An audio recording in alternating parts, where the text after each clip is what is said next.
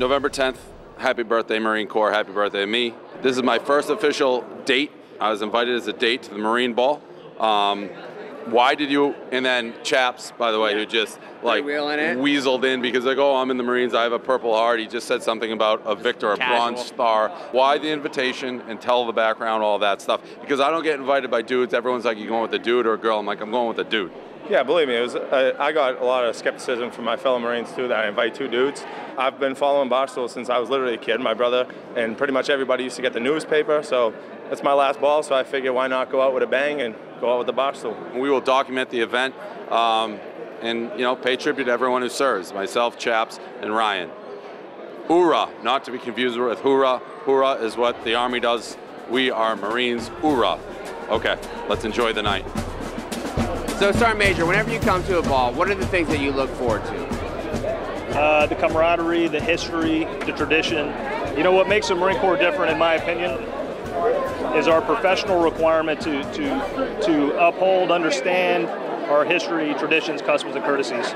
You know, we don't get it all year long, and then we get to come here and we get to get it, so it's good. I'm interested in the camaraderie of everyone being here, seeing all the faces. We go through a lot of hard stuff throughout the year, and it seems like this is something that at times can be a chore to set up and go to, but when we get here, it seems like everybody is more than happy they decided to come and more than happy they decided to join in the camaraderie that is the Marine Corps and celebrate the birthday of the Marine Corps.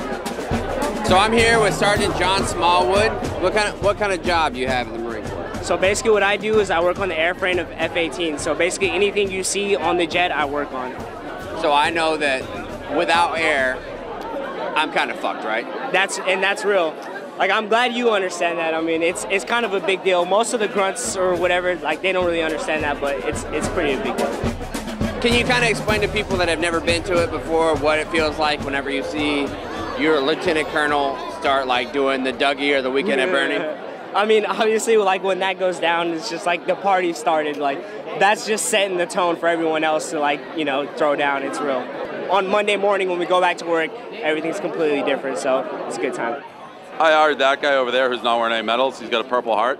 Okay. Now, there's a theory out there that if you're in the real world and you hire a guy with a Purple Heart, you have a Purple Heart by association. Do you believe in that theory or not? It depends. Did you get shot at or did anything hit you? Like nothing hit me, but he got shot. Oh, he got, okay.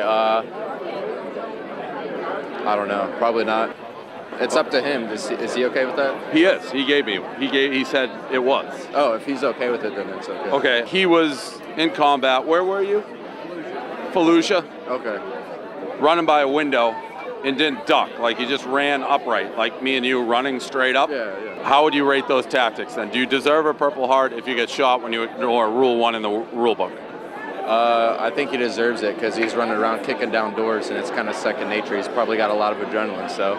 I'm not trying to get discredited. We're just trying, because if I discredited him, I discredit myself too. To recap, I do get a Purple Heart and you get to keep yours, which means I get to keep mine. I was wounded in the Battle of Fallujah.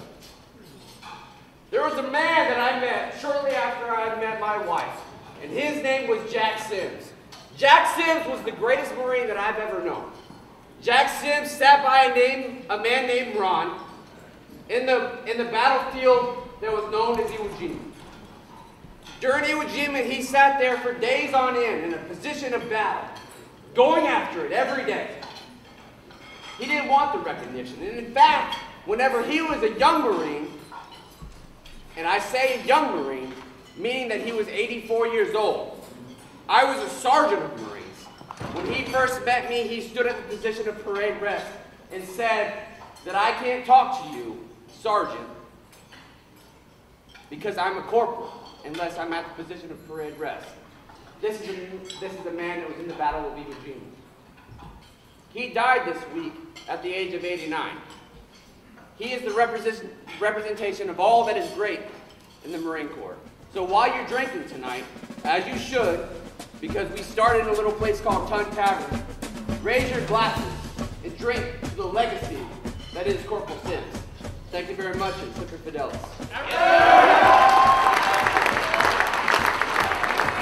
That's the end of the Marine Corps birthday ball. What'd you think, Dave?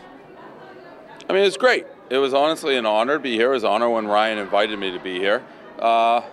You know, something that not everybody gets to see, so I'm glad I was here. And it's one of those things with all the protests with the election and shit. I wish a lot of the people like burning flags and all that crap could just kind of watch this and see what it's all about and all the people involved. So honestly, it's something that I'm glad I could see, and I don't think many people get to appreciate it. So it was fucking awesome to be here, really. With all the vitriol that's going on post-election, with protests and everything, there's certain people that are willing to fight, and we happen to be in a room with 500 or 600 of them tonight, and it's something that is a great honor. And even for me, as a former active duty Marine, I take it as an honor. And we want to say thank you for inviting us to come. Like, thank you guys. We're just we're at this point, we're just some dudes who tell jokes. You guys are the ones that are on the wall. And you see, you appreciate it, and like lives on the line and all that crap. It's unbelievable. So I respect you guys for it. I'm glad that I have like at least half a Purple Heart and can be part of this. But it honestly, it's fucking amazing.